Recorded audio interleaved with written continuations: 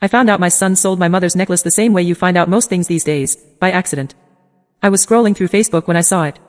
A photo of my grandmother's gold locket, my locket, posted on a local pawn shop's page.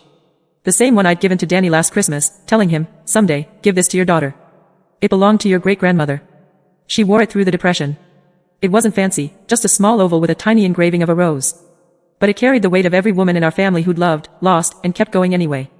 I stared at that photo for a long time. Then I called him. He answered, sounding distracted, like he always does lately. Hey, Mom.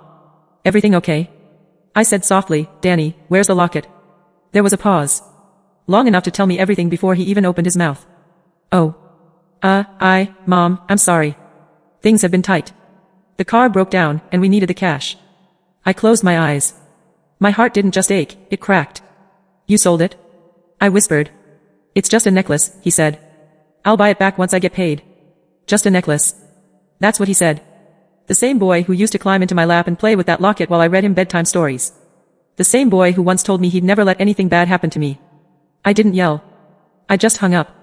Then I sat in the quiet, the kind that hums around you when your heart is too heavy to move. The clock ticked. The smell of last night's coffee lingered. And I thought about every memory that locket had carried through 4 generations, now sitting in a pawn shop window with a price tag. Later that afternoon, I drove into town. The sky was overcast, the air cold enough to sting.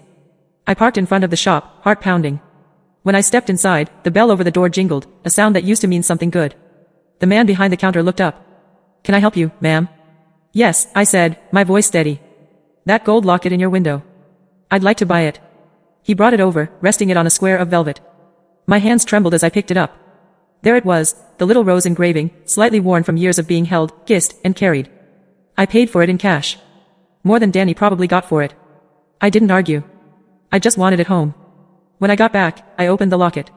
Inside were 2 tiny photos, one of my mother, and one of me holding baby Danny. The sight of it hit me like a wave. I sank into my chair and cried, not because of the money, or the betrayal, but because I realized something. I'd been holding on to the past so tightly that I'd forgotten to protect myself in the present. That night, I placed the locket in a new jewelry box and locked it away.